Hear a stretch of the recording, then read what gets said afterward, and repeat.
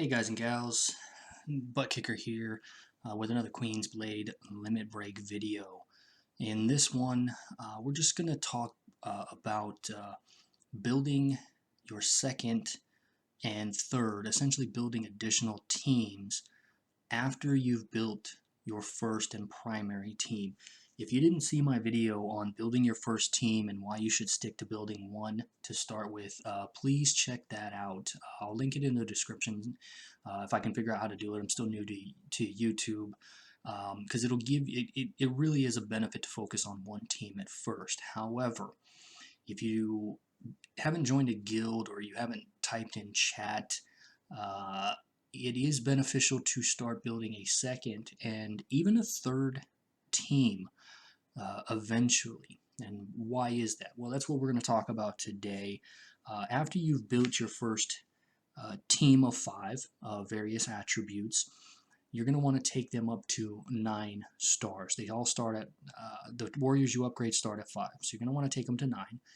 But eventually the game itself is going to kind of open up a bit in various areas to allow where you're going to actually need an additional team. In fact, you're going to need an additional 2 or 3 teams. And in some cases, you're going to need a team of a specific attribute, which means you're going to need 5 of one attribute. So once you've gotten your warrior, your primary team, they're up at 9 plus stars or whatever, you're going to want to go into your warriors. You're going to want to use your index to figure out what warriors you have, and you're going to want to start picking and choosing, in my opinion. Okay, keep in mind, this is all my opinion based on how I play, the time that I've played, and I'll always give you a reason why I feel the way that I do. You build that first team, and then you're going to start to pick and choose from each attribute. My recommendation is to pick which other 4 or 3 members, depending upon how many of each attribute you used in your primary team. You're going to want to start building a team of 5 at least from each of these attributes, at least the primary ones: magic, physical, skill, and even the break and duel if you can. Keep in mind, break and duel are much harder to obtain the warriors that you're going to want to build. Does that mean you shouldn't build them or try to attempt to build them? No, definitely try to build them. With the increasing ability to get Swift Tracer, the pirate here, who is an extremely good toon, and the technical buffer slash healer of the group, it can be fairly easy to do. Okay, the dual one I'm having more trouble with because I just don't get the RNG, and I've used my dual to upgrade some of my toons before I had a better grasp on the game, but that's neither here nor there. So what you're going to want to do is you're going to want to go in and start picking which toons you want to focus on to start building. To build it to one purple star, which is 6 stars, and then 7 stars, and then eventually up to 4. Give you a couple of personal recommendations if you ask me. For magic, I'm going to use the index here. Gemstone Maiden, awesome tank. She has counterattack. You should already have Tomei. She should be in your primary team. And then these 3 right here: Angel of Death, Captain, and the Fighting Elf. I actually built out Angel before I realized that this isn't an elite warrior, and I'm going to cover that in a separate video because this is knowledge you're going to want to know. These 2 here and these 3.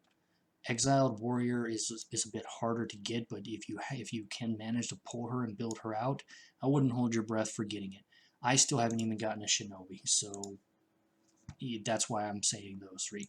Under physical, the Priestess, which again is the healer slash debuffer. Miriam, she should already be in your main team.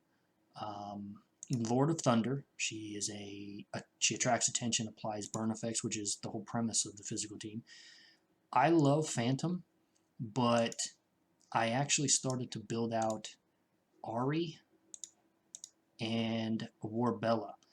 Now, you can't go wrong with those 2, okay? If you see here, boom, boom, boom. I'm starting to build these up. I can actually upgrade these. I just need to get it done. This team right here, all apply burns at an effective rate. She heals and she provides a damage increase. These two here have really good burn application effects, and they get really good high crit rates if the target is on fire. You can't go wrong with these guys. Skill tree I have less knowledge and abilities about, even though, but I'm going to give you my recommendation.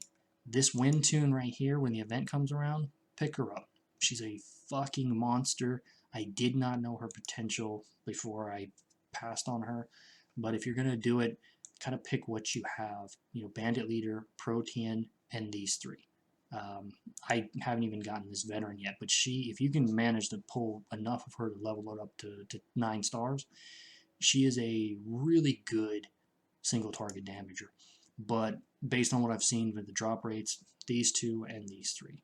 Break Warriors, no contest. The Pirate, Swift Tracer, the Healer, Chica, any one of these event ones, but we're talking realistic teams, so I haven't even gotten this Priest. She's a little bit harder to get because technically she's an event warrior. So Tracer, Pirate, just difficult to get. Priestess, and this debuff stripper or buff stripper. She's really, really good. Break attribute warrior. I realize I'm going through these quick. I just don't want a long video here for something so simple. Half demon and these three right here are pretty much into a team of 5. I mean, this is really what you're going to be stuck with. But if the word of advice I can give you on duel is, you really want these, because of how hard it is, in my opinion, to get the duel. You really want these event ones because they do have some power. And I'm going to cover these in a separate video, but if you're really trying to build a team, which if you notice, I have no team of 5. I use my dual attribute to level up this warrior here, which is totally worth it, but I don't have a dual attribute. But at least I have multi teams that I can use, so it's not that big of a loss necessarily. But as I mentioned, the game is going to open up in several areas where additional team members or entire teams are going to be necessary.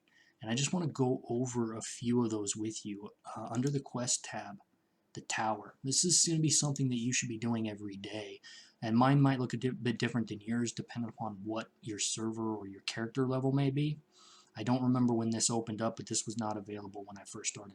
You're going to have access to the normal trials tower, which you should be doing every day because you get a limited number of, as you can see, I get rewards every day. But you have a limited number of attempts to do it when you can. But eventually these specific attribute towers are going to open up. And you can only do them on certain days. All of them open up on the weekend, but when you go to challenge these, you have to challenge them with a team of 5 of the specific warrior that you have. You can't use other warriors. You see it's blacked out. And there's a lot of rewards that you can get from not just, I actually need to purchase this pass here. This is one of those values that I think is a good to purchase. But when you beat these, you get rewards at the end. And you get rewards for clearing certain towers, including specific attributes, fusion shards. These towers also reward you with a rare currency that allows you to add skills, attack, HP, and defense to your tunes. I'll cover that in a separate video when I cover the aspect that does that, but it's interesting to know that you are going to need an additional specific team of each attribute to be effective at the tower, the additional towers. Looking at the stadium down here, when this becomes available at level 55, and your server level and your world level, because this opens up based on server too. Your server gets to the appropriate area, this cross-server rank battle, you're going to need 3 teams. I'm not even sure this will let me fight with less than 3 teams. I don't remember. Now, make no mistake. This really, where people shine here is people who have the spicy poses and the damage buffs from the poses, because damage buffs from the poses primarily affect PvP. Just a disclaimer, but any activity that gives you rewards like diamonds and scrolls and materials, you want to do, but you can't be effective if you don't have more than one team. One of the more prominent ones you're going to need multiple teams on is the guild. And I'm going to drop a video tomorrow regarding guilds and whether or not you should join, but give you a sneak peek at that. Guild bosses, you're going to be able to challenge every day. Okay? You can only challenge a boss with a specific character one time. After that, you're going to have to use a different team or a different toon, and it depends on your guild level how many times you can challenge it, but more on that when the video drops tomorrow, so be on the lookout for that when you can. I wanted to cover one other thing when it came to building your second team, is that it's not just about star level. And I'm going to make a separate video to really go into it on star level and leveling up, okay? It's one thing to bring your characters up to a star level. Star level just increases the cap at which you can actually level your characters. So let's go and take a look at this here. Let's take a look at one that we can actually level up. Here we go. You can do stars, but leveling up your character that increases your defense and attack more steadily, as well as your actual character level. See how it says level 100? Requires gold, and it requires level up materials you get from the campaign and idle rewards. So there's two different aspects to leveling up a toon, and it's important to know the difference between the two. I want to make a mention of a special feature though, because it may seem like when you go to build out your second and third team that it's going to take a lot of materials. Well, you're not going to have enough to rank up stars and level up your materials. Just to go to 255 here, it requires so many materials, okay? And you can get materials everywhere. The game has a feature that a lot of games are implementing now, and that's the ability to scale other teams or other toons to the level of your 5th, 6th, 7th, 8th, or 3rd highest warrior. If you look at my warriors, I have two different types of numbers, 205 here in white and 205 in blue. 205 is a leveled up and ranked up character. This one here is not leveled up. Cannot level up warriors in boot camp. Okay. Basically, this game has a feature that a lot of games have been implementing, and I'm very happy they did.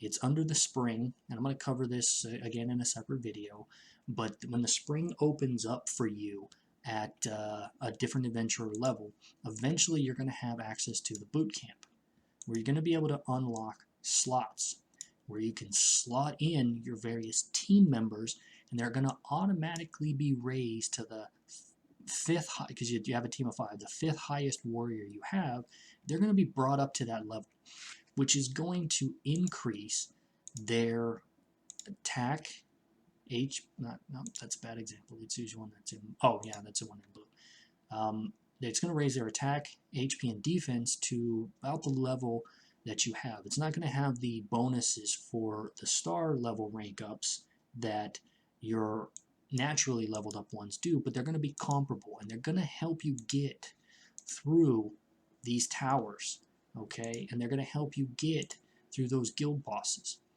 I just want you to be aware that this boot camp is there, and it's not going to be available right away, but when you build out that second and third team, once you start to star them up, and you know which ones you're going to want to build up, you're going to want to take those teams, keep in mind that each team is going to have to be 5, so I already have 2 physical warriors that are leveled up, so I only need 3 more. As you can see, I added those 3 warriors here to my boot camp, and it brought their level up to the same as my other 2 naturally leveled up warriors, one here and one here. So now I have a full team of leveled up warriors, and I didn't use the materials to level up these ones in this boot camp. Same thing. I have 1 magical attribute warrior. I added 1, 2, 3. Oh, where's my 4th? Oh, 1, 2, 3, and 4. So now I have a rounded out team of leveled up toons to tackle. Even though their star level isn't up, I will eventually get that once I start sort through my bag. It it means that you can unlock these slots here and add enough warriors to bring your team up to 5 so that their level matches and they get the attack, HP, and defense bonuses, as well as,